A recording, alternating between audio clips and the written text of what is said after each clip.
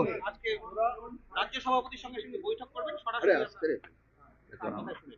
ভারতীয় জনতা পার্টি একটা যোজনাবদ্ধভাবে কাজ করে, আর প্রত্যেকটি কার্যকর্তা সেখানে আমরা সৈনিক। পার্টি যাকে যে কাজের যোগ্য মনে করে সেই কাজ দেয়। আমাকে একসময় রাজ্যের সাধারণ সম্পাদক, রাজ্যের সভাপতি, তারপরে কেন্দ্রের দায়িত্ব দিয়েছিল, তো আমি তখন সেই রোল প্লে করেছি। আমাদের পরবর্তী জেনারেশন সবসময় রেডি থাকে, তো নেতৃত্ব পরিবর্তন হতে থাকে, পার্টি এগোতে থাকে। তো এখন যারা নেতৃত্ব দিচ্ছেন তারা বাংলার ব্যাপারে ভাবছেন, করছেন, ডিসিশন নিচ্ছেন। আমি একজন কর্মী হিসেবে আছি, পার্টি আমাকে ইলেকশনে কাজে লাগানোর কথা ভাবছে, তো যেরকম যেরকম দায়িত্ব আমি সেটা করবো। নির্দিষ্ট কি কোনো দায়িত্বের কথা আপনাকে বলা এখনো হয়েছে? কোনো কথা হয়নি, সেই ব্যাপারে হয়নি। কোনো জোনের মাননীয় অমিত দায়িত্ব শাহ খালি বা- বলেছেন আপনাকে লাগতে হবে পুরো ফর্মে। আমি বলছি ঠিক আছে, যেমন বলবেন সেটাই হবে।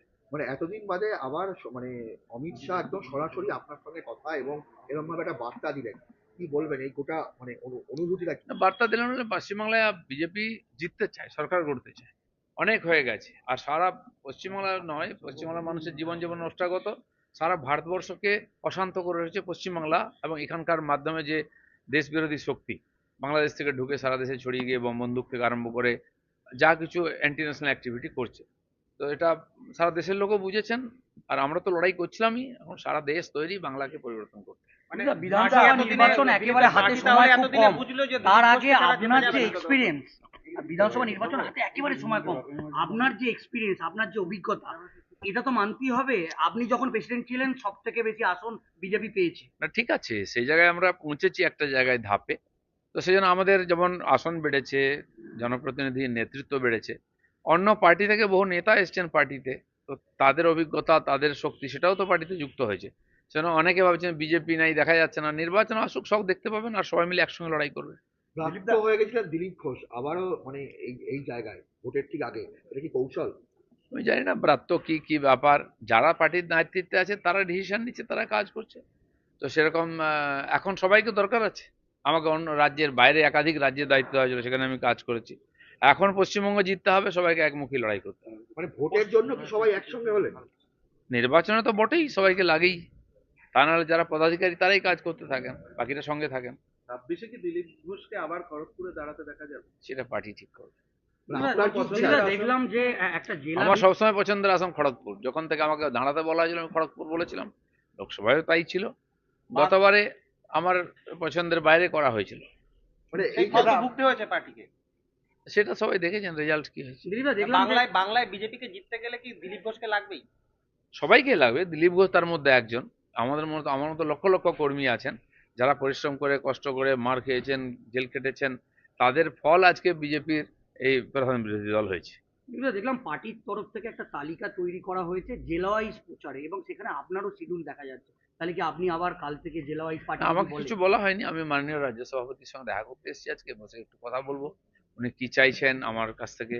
তো তারপরে তারা যে শিডিউল দেবেন সেটা আমি ফলো করবো। আপনার দল আপনাকে এতদিন ধরে সেইভাবে কাজে লাগায়নি, হঠাৎ করে ভোটের আগেই এটা কি স্বার্থের জন্যই করা হচ্ছে? লাগাইনি মানে লাগাবার সুযোগ ছিল না।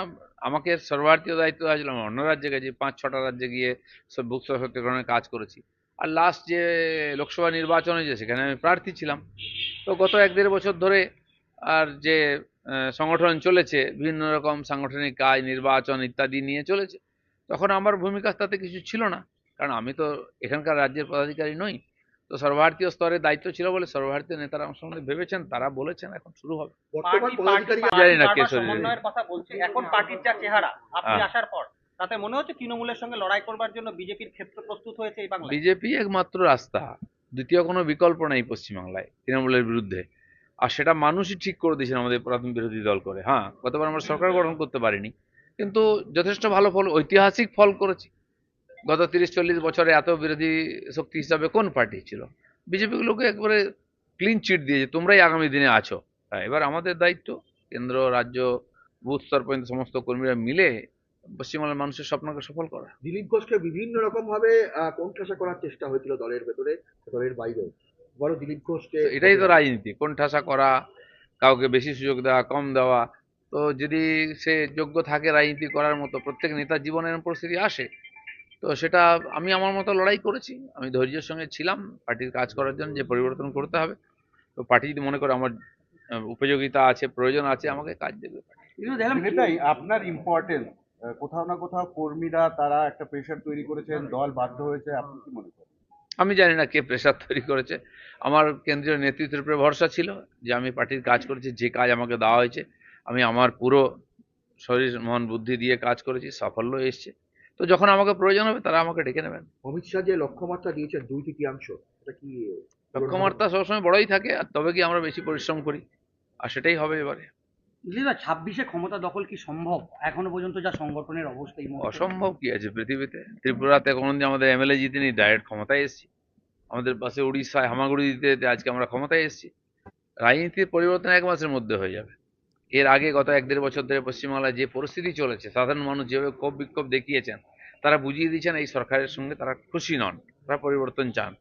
সুযোগটা বিজেপি নিচ্ছে। যাদের সঙ্গে সংঘাত বলা হয় রাজনৈতিক মহল বলেন দলের মধ্যে, সবাই কি আপনারা একসাথে আবার ভোটের ময়দানে? আমি জানি না কার সঙ্গে কি সংঘাত, আমার সঙ্গে কারো কোনো সংঘাত নয়। আমার তো লড়াই টিএমসির সঙ্গে। দাদা লাস্ট প্রশ্ন, প্রাসঙ্গিক হয়ে দিলীপ ঘোষের আগামী দিনের লক্ষ্য কি হবে? বিজেপিকে জিতিয়ে ক্ষমতায় আনা পশ্চিমবাংলায়, এটাই আমাদের কাছে মিশন। আর আমি 10 বছর ধরে এটা নিয়ে কাজ করছি। Thank you. চাবুক মেরে রাজনীতি করা এবং সেখান থেকে সত্তা আটকে আনা। প্রয়োজন হলে সেটাও করব আমি। পার্টি ঠিক করবো আমি কি করব।